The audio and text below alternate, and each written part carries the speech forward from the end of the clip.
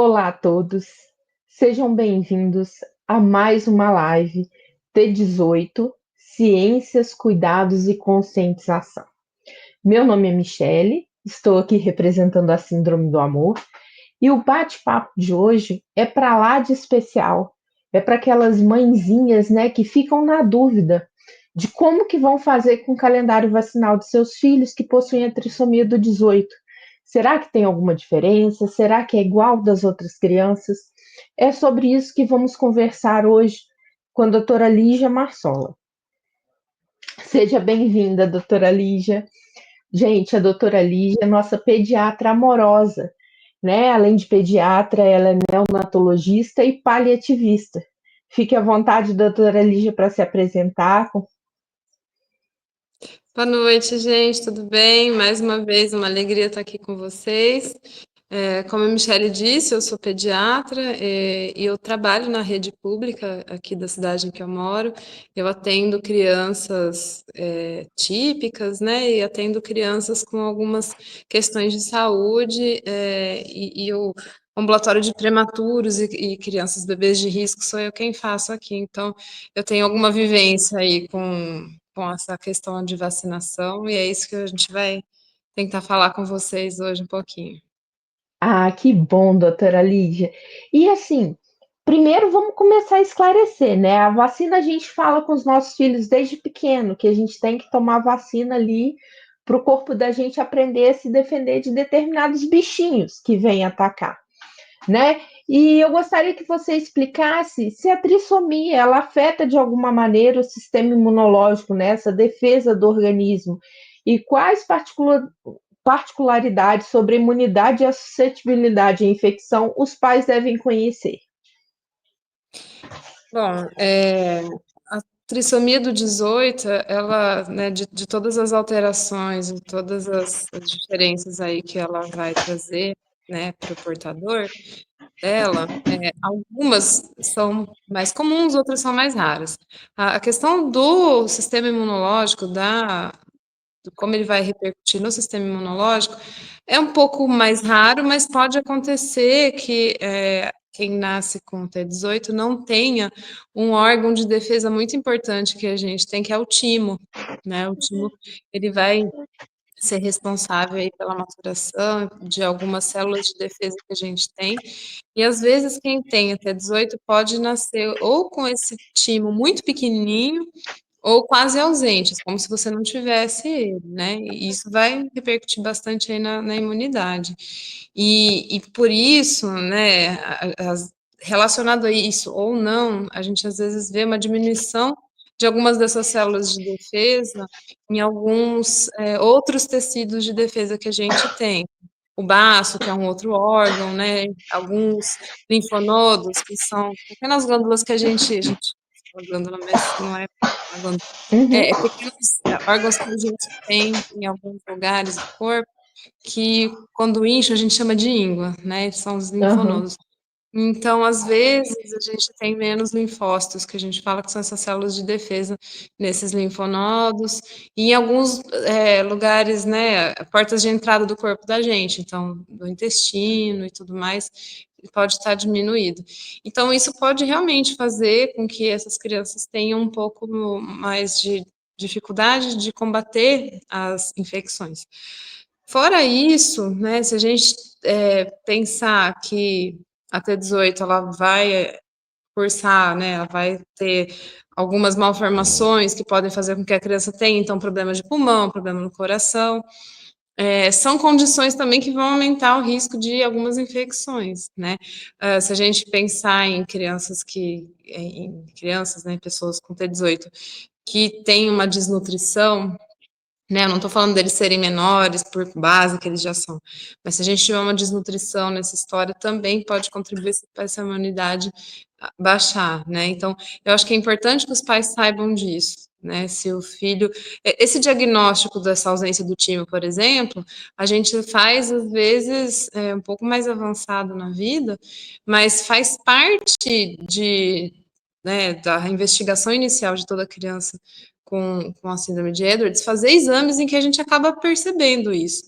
Então, ele passar despercebido é mais difícil nessas crianças, justamente porque a gente vai lá olhar como está o coração e o timo está bem do lado do coração. A gente às vezes consegue observar isso daí. Então, o que os pais precisam saber que, com certeza, se os filhos tiverem algo desse tipo, a gente vai saber logo, né? Se for Uhum. feito o protocolo inicial de investigação. E dessas outras questões, né, que eu comentei, da pneumopato, cardiopata, a criança desnutrida, o que a gente, né, pode fazer? Realmente a importância de tratar adequadamente essas doenças para ter a criança mais compensada possível e poder ter uma imunidade melhor, né? Então, o que for parte deles em fazer isso é importante. Entendi, entendi, bacana. Então, considerando, né, as particularidades dessas crianças, a vacinação ela vai ser importante, né, para a proteção. E quais são os riscos de não vacinar essas crianças? Então, em você não vacinando, você está aumentando bastante a chance dessa criança topar com uma dessas infecções, com desses bichinhos que você comentou lá no começo, e não ter como se defender, né? E realmente ter uma doença que é triste pensar que é totalmente prevenível, né? Ou a doença ou as suas complicações. Então, algumas doenças a gente não deixa de ter, mas tem muito mais leve. Então, vale muito a pena proteger as crianças com essas vacinas, porque realmente, assim, é como se você estivesse negando para ela a única defesa que ela tem contra alguns micro-organismos, contra alguns bichinhos aí que vão fazer muito mal para elas, né? E fora que, assim, vacina é um direito, né? E quando a gente nega isso para a criança, a gente está correndo o risco de alguém vir cobrar isso da gente de uma maneira não muito agradável, né? Então, os serviços de saúde, eles, inclusive, quando a família se nega a vacinar, ele pode, inclusive, ir para o conselho tutelar, pedir uma ajuda nesse sentido, porque é um direito da criança, né? O risco que você está correndo de negar um direito muito importante ao seu filho. Gente, então, como a doutora Lígia explicou, as nossas crianças, né, elas têm um funcionamento diferente. Então, a maneira delas, do corpinho deles se defenderem, é um pouquinho mais fraco. Então, as vacinas vão ajudar e muito a fortalecer, né? Então, faça com que esses bichinhos fiquem cada vez maisinhos e que essas crianças elas consigam passar por essas viroses, né, de uma maneira mais sadia. Então, não deixe de vacinar, não. Fica de olho no calendário. Bom, então, falando em calendário, há um calendário diferenciado ou vacinas adicionais que essas crianças devem tomar? Olha, não existe um calendário construído especificamente para T18 ou para as trissomías, né? Mas a gente vai ter algumas particularidades, algumas coisinhas que são diferentes para eles, né? Então, basicamente, o que a gente vai ter para essas crianças, a maior parte das vacinas do calendário normal, elas têm que receber, né? Eu vou falar sobre algumas particularidades. E elas ainda têm direito a receber algumas vacinas a mais em relação à população geral. Tá? Então vamos lá. Quando a gente pensa, por exemplo, aquela vacina de 2 meses, que é aquela vacina que dá bastante reação, que dá febre, que é a que deixa a criança bem irritada no dia que toma, né? Eu falo assim porque elas são famosas. A vacina de 2 meses ela é famosa, todo mundo tem medo dela, né? E a gente sabe que costuma dar reação com febre e tudo mais. Quando a gente tem crianças com o T18, não pelo T18 em si, mas pelas comorbidades que ele pode ter. Então, uma criança com T18 que tem convulsões, que tem problemas de coração, de pulmão, né, que são mais graves, elas podem descompensar se tomar essa vacina normal dos 2 meses, que causa essa febre, esse mal-estar. Né? É uma coisa que para as outras crianças é um desconforto que dura um dia ou dois, mas para uma criança convulsiva ou com problema de coração e de pulmão, ela pode realmente causar uma descompensação grave. Então, para Entendi. essas crianças, a gente tem uma vacina diferente, que tem um dos componentes dela, ele é um pouquinho diferente. Eu tô falando da DTP, né, que a gente Uhum. fala da penta com 2 meses, 4 meses, a gente chama de penta ou hexa, né, dependendo de onde você for dar. Da rede pública é a penta. Então, ela vai ter a vacina da hepatite B, a vacina da hemófilos, que é uma bactéria, e tem essa parte DTP. Esse Pzinho é o P de pertussis, que é da coqueluche. Então, nessa vacina com toda, que é a penta, que tem 5 vacinas numa só, o que vai fazer a criança ter febre, essa reação mais grave, é o P, o do pertussis, é da coqueluche. Então, a gente tem uma vacina que é a DTPA, ela é acelular. Então, uma modificação nesse componente da coqueluche, que ela que faz a vacina ter uma reação mais branda para essas crianças Hum. que não podem ser expostas a esse risco, tá? Além dessas crianças, tem os que foram prematuros, né? Porque a gente sabe que a T18 está bem relacionado com a prematuridade, aí às vezes aumenta o risco da prematuridade e do baixo peso ao nascer, né? Então, para quem nasceu Uhum. com menos de 33 semanas ou 1.500 gramas, também tem essa indicação de usar essa DTPA. Ah, E por ótimo. conta de um risco aumentado de parada respiratória e umas outras intercorrências meio graves que podem acontecer aí. E assim, foi estudo que mostrou que aumenta o risco. Então, elas têm direito também a, né, tomar essa DTPA. Um detalhe que é importante, eu estava falando que na de 2 meses, a de 4 meses, é a penta, que tem junto a vacina da hepatite B e daquela outra bactéria hemófilos. Quando eu uso a DTPA, é a mesma que a mãe usa durante a gravidez, então está faltando essas duas, a hepatite B e a hemófilos. Aí eu vou ter que vacinar essa criança separadamente. Então é mais uma vacina diferente aí que vai entrar, porque de hepatite B tem na rede normal, no posto de saúde. Mas a outra dessa bactéria hemófilos separada, ela não costuma ter. Então, a DTPA, a hemófilos, a gente vai ter que pedir de uma outra forma. E aí depois a gente vai falar um pouquinho mais sobre isso, tá? Então, primeira vacina que Ótimo. eu falei, então, é essa dos 2 e 4 meses, né, da reação, que é a DTPA.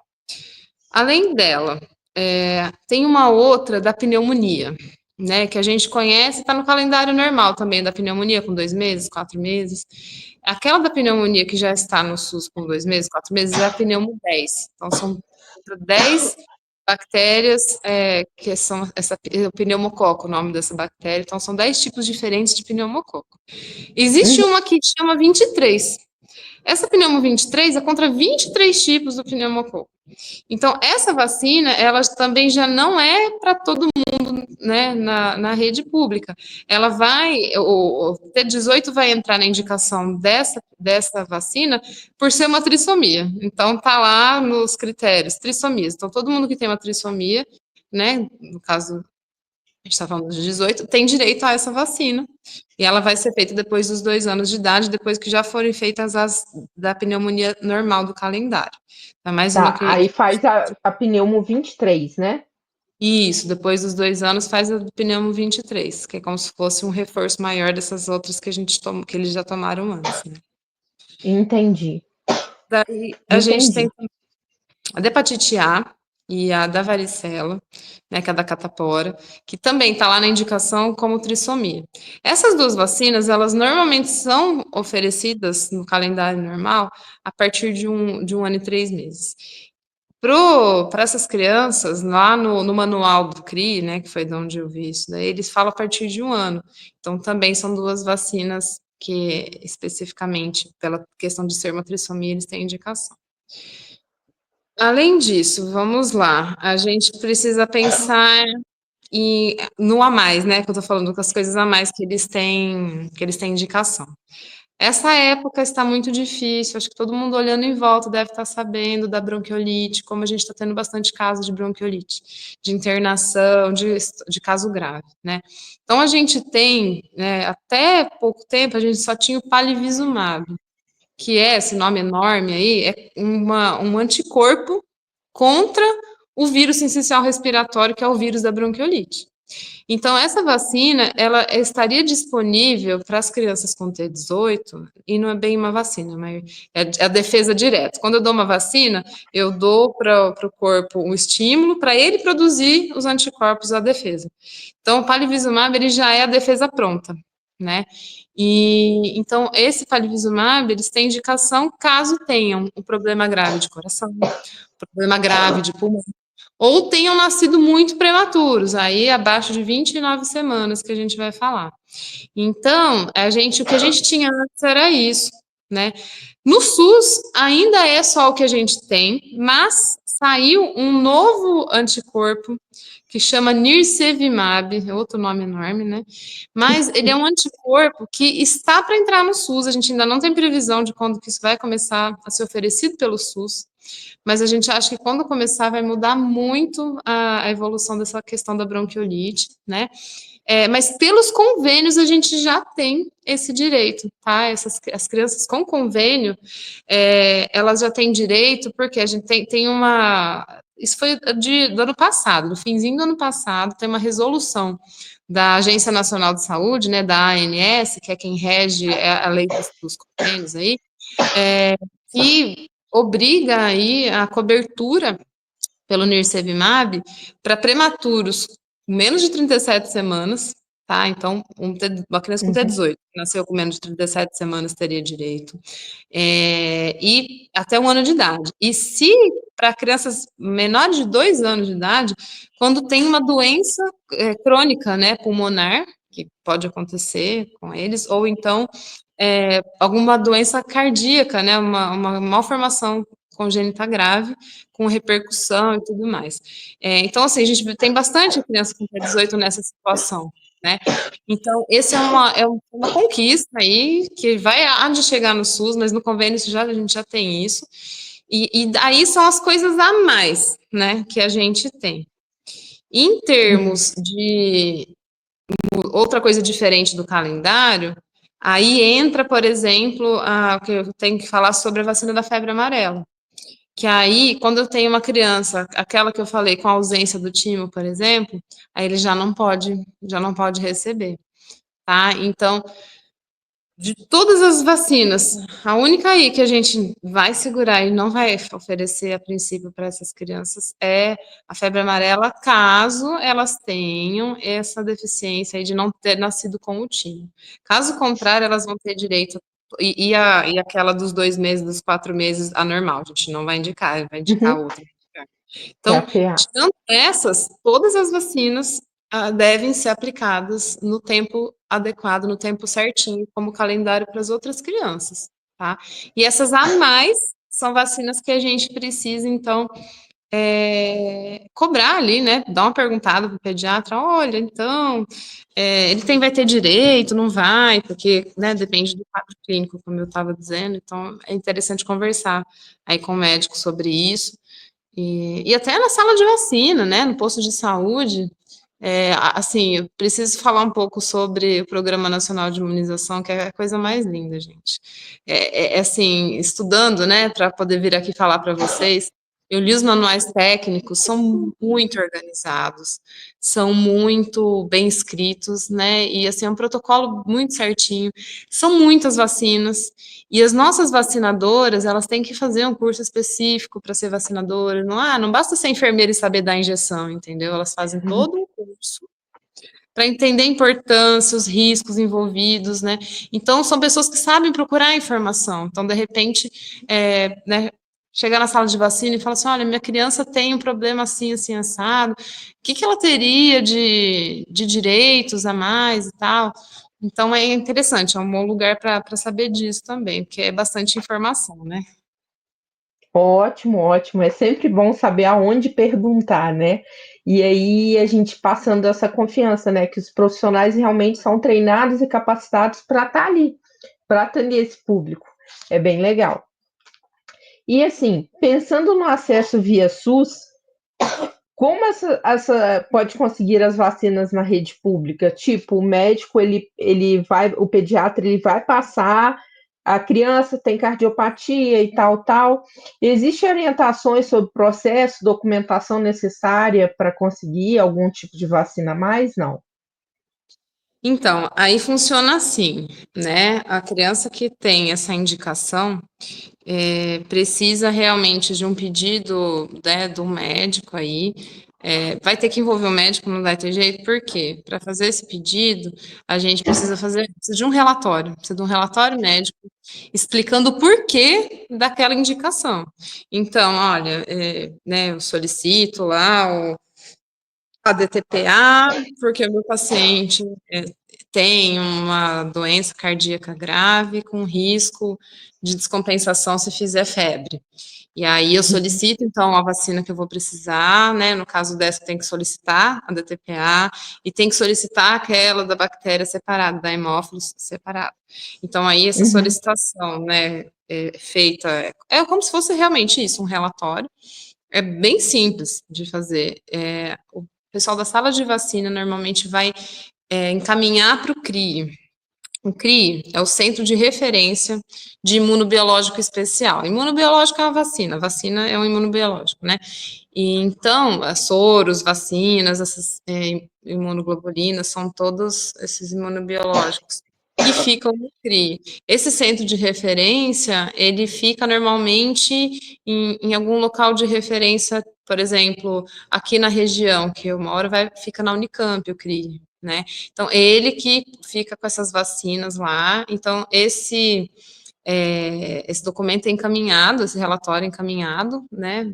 Via sala de vacina, via nos trâmites que eles fazem, é encaminhado até o CRI nessa solicitação, e eles vão avaliar se de fato tiver naquelas né, indicações que eu estava comentando, vai ser liberado, e esse imunobiológico, então, a pessoa vai ter direito a isso, o posto de saúde geralmente entra em contato para fazer a aplicação, né?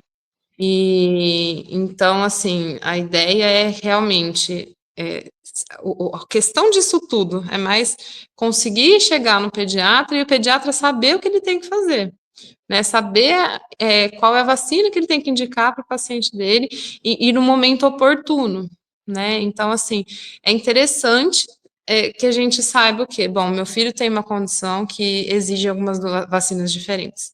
Então, eu preciso conversar com o médico sobre isso. E, né, caso ele não tenha esse conhecimento, a gente tem, como eu falei para você, os manuais que são excelentes, que a gente consegue bater o olho nele e saber, né, a indicação certinha e tudo mais, que é o que eu faço com meus pacientes, porque às vezes a gente não vê isso todo dia, a gente não sabe. Então, se dá uma consultada lá no manual, a gente sabe certinho como que vai indicar aí para eles. Gente, e esses manuais que a doutora Lígia falou, a gente vai deixar disponível para vocês, o link, né? Então a gente vai salvar essa live aqui no Instagram, mas a gente vai colocar essa live também no trissomia18.com.br.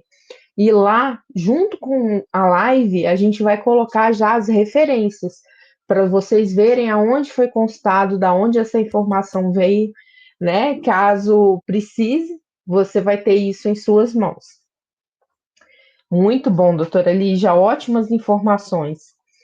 E, doutora Lígia, com as frequentes e prolongadas internações das nossas crianças, né? Vira e mexe, elas estão nos hospitais.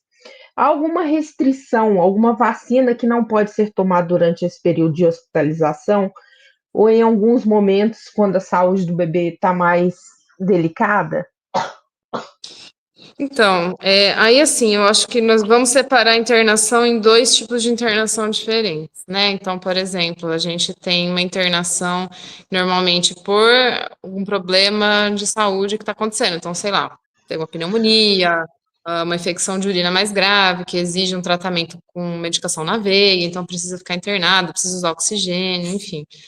Nessas situações, não é legal que a gente dê mais um trabalho para o nosso sistema imunológico, né? Então, nessas situações, a criança de fato não vai ser vacinada para nenhuma vacina, até que ela consiga se recuperar, né? Para que realmente o corpo dela se concentre numa coisa de cada vez, porque fazer uma resposta a uma vacina não é fácil, né? Exige bastante da gente.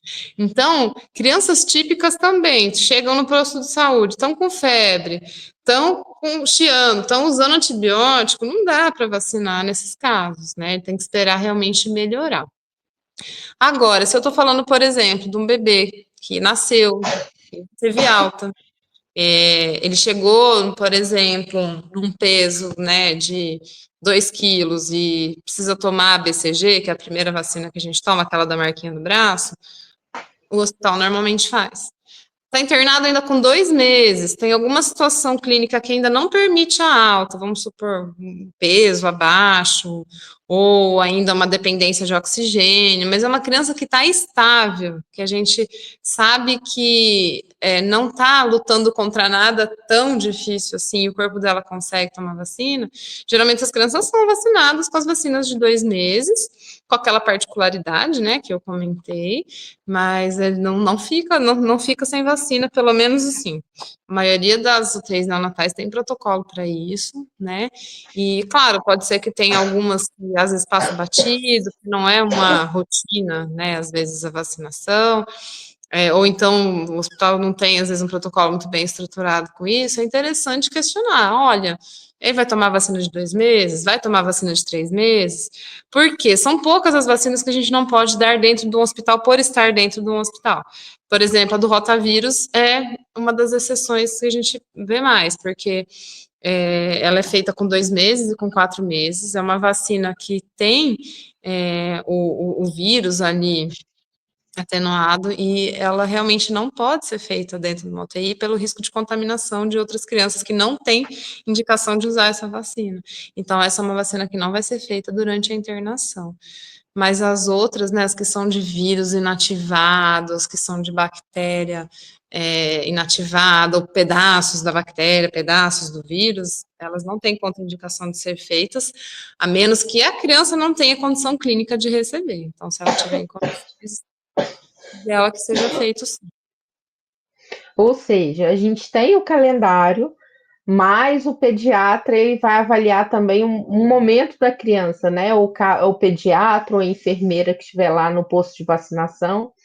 E é legal você, mãe, informar, né, como que está a saúde do seu filho. Eles vão perguntar para ver o momento mais oportuno de dar essa vacina. Doutora Lígia, a gente falou um pouquinho das reações, né? Você falou da preocupação, os pais sempre têm essa preocupação. Será que meu filho vai chorar muito? Será que vai ficar irritado? Principalmente quando é o primeiro filho, né? Essa vacina de 2 meses assusta. E as reações das nossas crianças a essas vacinas, elas são mais intensas, são iguais? Como que funciona isso? O que que a gente espera? Quando que foge e que eu posso falar assim, meu Deus, deu reação demais, vou levar meu filho no médico? Assim, a maioria das vacinas causa alguma reação, né? Nem que seja uma reação leve. A gente tem vários tipos de reação. Claro que, assim, se é uma vacina liberada para ser em nível populacional, né? Para todo mundo aí, realmente, assim, a gente, né, raciocinando aí, pensar que provavelmente as mais graves são muito raras de acontecer. E, de fato, né, o que a gente mais observa em termos de reação, e aí, assim, a gente acaba observando isso de uma maneira muito semelhante, né, nessas crianças, em relação às típicas, né? A gente tem muito essa questão que você comentou, do choro, de irritabilidade, a febre, né? Às vezes a gente tem uma febre mais baixa, aí pode acontecer. Dor local, né? Fica dolorido, pode ficar inchado, pode ficar às vezes até um pouco vermelho, dependendo ali da vacina que ele está recebendo, né? Então, essas são reações mais leves, que normalmente vão exigir, no máximo, um remedinho, né? Um sintomático aí, um remedinho para dor, um remedinho para febre, para a criança ficar mais tranquila. As reações locais, né? Os nódulos que às vezes pode aparecer, esse calor local, vermelho, inchaço, né? Dor. Geralmente elas orientam na sala de vacina bem direitinho, a fazer compressa mais fria, né? Tem o Chofebre, tem os remedinhos aí que às vezes o pessoal usa aqui. Então, geralmente são reações que você vai resolver dessa forma em casa, e elas são curtas, de curta duração, elas vão durar um dia, 2 dias ali no máximo, né? E não vão trazer grandes problemas para a criança. Agora, a gente tem algumas reações que são um pouco mais graves e que exigem realmente que a gente procure o serviço por 2 motivos, né? Primeiro, porque às vezes a gente tem que fazer algum outro tipo de medicação, tem que tomar alguma outra atitude em relação à criança. E segundo, que como eu estava falando, né, esse programa nacional de imunização, ele é fantástico, ele é muito bem controladinho, então eles fazem uma vigilância muito séria em relação aos efeitos colaterais. Né? Então não é assim, vou botar uma vacina no calendário e tchau, vai dando aí, vamos. Não, eles realmente controlam para ver o que está acontecendo, se a gente, quantas crianças estão tendo reação, se continua valendo a pena essa vacina, né? Se os estudos que vieram e provaram que ela é segura, se continua sendo, se faz sentido na prática também. Então tem algumas reações mais graves aí que exigem que a gente procure. Então, por exemplo, quando a criança tem um vermelhão no corpo, né? Aparecem manchas no corpo todo, manchas às vezes que coçam, que a gente pode pensar aí, de repente numa alergia, né? Ou só um próprio vermelhão mesmo, dá dúvida se é alergia, se não é. Essa normalmente a gente orienta para procurar atendimento, né? Ou se eu tiver, às vezes, uma infecção do local da vacina, é mais raro acontecer, mas pode acontecer, entrou uma bactéria ali, bem no furinho, né, da injeção, ali vai se juntar pus, ficar vermelho muito mais dolorido do que era para ser, também precisamos procurar, né, e assim, claro, tem aquelas que são bem graves mesmo, então aquela reação alérgica que a gente morre de medo, né, de fechar a garganta, de fazer aquela reação mais grave. Tem algumas vacinas que a gente às vezes fala em convulsão, né? Eu nunca vi, mas está descrito, tá? Outras que falam em. Porque, assim, como você está mexendo com o sistema imunológico, às vezes você pode ter uma resposta imunológica desfavorável, então, como se você acordasse o seu corpo para lutar contra você mesmo, então faz uma inflamação, às vezes, no cérebro, pode ter inflamação na medula, então causar problemas de paralisias e etc., que normalmente são, né, reversíveis, mas precisam realmente de atendimento médico, né? Tem outras que, assim, assustam um pouco, que são mais, que geralmente faz com que as pessoas procurem o serviço, né? Que é um choro persistente. Então, quando você vacina uma criança, você está fazendo uma injeção nela, ela vai chorar, lógico. E normalmente ela dura alguns minutos. Se começar de minutos a chegar em horas, né, e não parar de chorar, chama choro persistente isso, né, é uma reação descrita, que não se sabe por que acontece, mas normalmente você acalmando a criança, você acolhendo ela funciona, e só que geralmente as famílias acabam levando por muita preocupação mesmo, né. E tem uma reação que costuma acontecer mais nos casos em que você toma aquela vacina lá de 2 meses, de 4 meses, que não é, né, se você não tomar DTPA, que tem mais risco dela acontecer, que é um episódio fotônico hiporresponsivo que a gente fala. Então, a criança fica mole, às vezes fica meio roxinha, não responde quando você conversa com ela, nas primeiras horas após a vacinação. Então, isso também Entendi. exige que se procure atendimento médico imediatamente, né? E aí vai ser notificada essa reação também, tá? De tudo que eu mais vejo de fato são as reações mais leves, né? Essa de irritabilidade, dor local, sonolência, às vezes, um pouquinho de febre, né? Então, essas a gente vê mais. Essas mais graves, dificilmente a gente vê, mas claro que se acontecer precisa levar, né? Então, mancha no corpo todo, convulsão, essa alergia, essa reação alérgica mais grave, isso tem que procurar atendimento. Então assim, você mãe, né, você pai responsável, você conhece a sua criança, né? Por mais que ela não fala, a gente já sabe o jeitinho do bebê. Então observe, né? Acompanhe quando der a vacina, olho dobrado, né? E a gente acompanha mais atentamente ainda. E qualquer dúvida, né? Entre em contato com o seu médico, o pediatra do seu filho, com o seu médico de confiança, né? Para que corra tudo bem com as nossas crianças. E a vacinação é muito importante. E esses casos mais extremos são bem raros. E assim, além da vacinação, que outras medidas complementares os pais podem tomar no dia a dia para fortalecer, de repente, a imunidade da criança? Olha, isso é uma pergunta que todo mundo faz, assim, principalmente nessa época do ano, né? Como é que eu posso fazer para aumentar a imunidade do meu filho e tudo mais?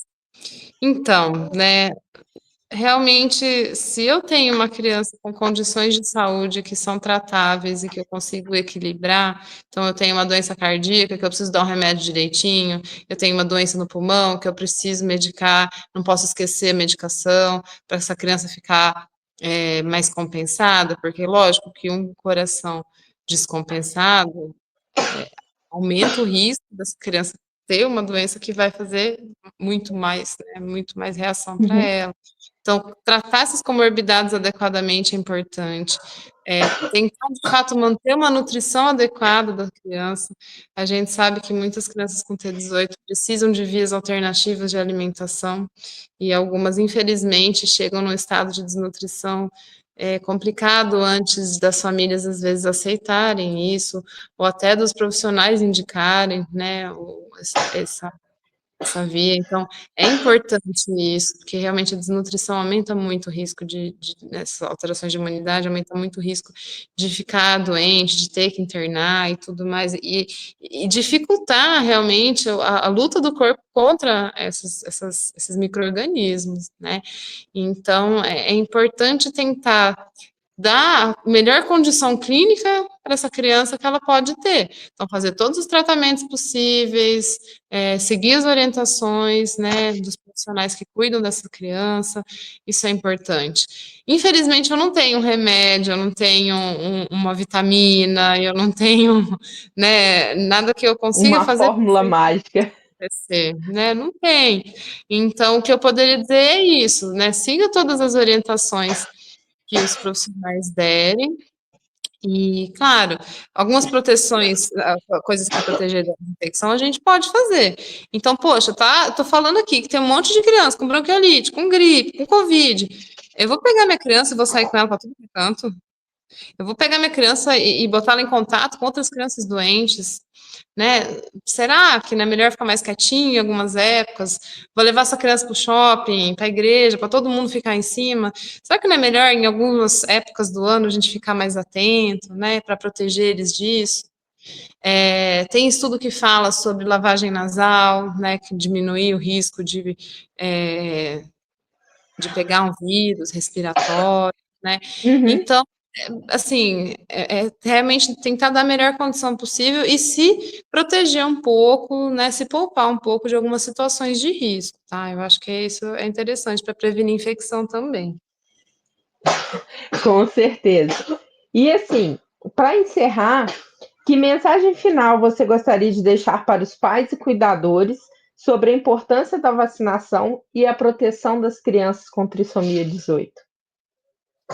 Olha, o que eu queria dizer então é que assim, realmente eu queria que as pessoas entendessem que eles têm direito a as vacinas e um pouco mais, né?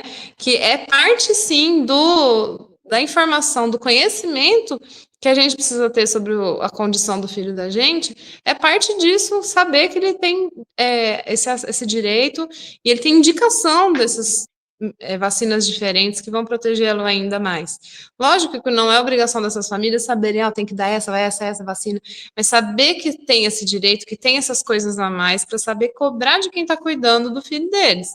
Por quê? É uma síndrome rara, é como eu disse, a gente não vê todo dia.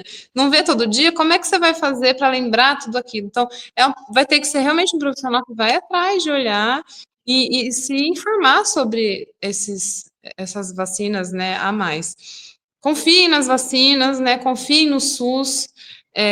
Gente, é muito verdade que eles cuidam dessas vacinas demais. As geladeiras, vocês podem observar, tem a temperatura anotada, eles têm que anotar hora a hora essa temperatura. Qualquer coisa que aconteça, vamos supor que acabe a energia e a geladeira pare e essa temperatura chegue numa temperatura que estraga a vacina, eles jogam fora, eles jogam mesmo. tá? Eu já vi isso acontecer, é triste, né? Porque, nossa, é um dinheirão jogado fora. Mas eles jogam, então eles cuidam muito, muito bem dessa parte. Os manuais são muito bem escritos. Então, assim, a gente está vivendo, infelizmente, uma época em que estão se falando muita coisa absurda, muita coisa errada sobre as vacinas, né? E assim, nosso Brasil sempre foi tão conhecido como um país, né, que cuida da saúde. Nessa parte de vacinação, o SUS tem vários problemas, mas a parte da vacinação, ela é fantástica, ela funciona muito melhor do que em países de primeiro mundo, sabe? A gente tem mais direito à vacina aqui do que em muitos países de primeiro mundo. Então, eu acho que a gente precisa valorizar tudo isso, né? Confiar no que a gente tem. A gente tem uma situação hoje em dia de doenças muito diferentes do que há muito tempo atrás. Tem doenças que a gente não vê mais, de verdade, porque a vacinação acabou com elas. Infelizmente, a gente está vendo outras que já tinham acabado começarem a voltar, gente, porque não estão vacinando. Então, protejam seus filhos, porque a cobertura vacinal das outras pessoas não está legal. Então, você garantindo a do seu filho, pelo menos, né, você fez a sua parte. E nesse sentido, sabe, procurem profissionais que sabem do que estão falando, procurem os profissionais da enfermagem, das salas de vacina, são pessoas muito apaixonadas por isso, porque quando eles fazem o curso, eles percebem a riqueza, o tamanho do que a gente tem aqui, tá? Então, acho que é isso. Vacinem seus filhos, vacinem vocês mesmos, que às vezes vocês vão proteger os seus filhos sendo vacinados também, né? Porque o seu filho fica em casa bonitinho lá, não vai para a escola, mas você está saindo, vai pegar alguma coisa e trazer para casa? Então, vacine-se também, se proteja para poder proteger o filho de vocês. É uma maneira de ajudar a proteger as crianças, né? É fazendo essa cobertura vacinal em volta, o entorno das pessoas que têm contato com as crianças, né? É a famosa vacinação de rebanho. Exatamente. Você vai proteger ali as pessoas que estão no entorno. Você não pode fazer com a população toda, mas você pode fazer com os seus. Muito, Exatamente. muito obrigada, doutora Lígia. Muito obrigada a todos que estiveram aí. Por favor, vão deixando as perguntas que a gente vai colocar para a doutora Lígia e ela vai responder e a gente vai trazer essas respostas para vocês, tá bom? Um beijo, muito obrigada, tchauzinho. Fiquem com Deus. Combinado, gente. Obrigada, beijo. Boa noite.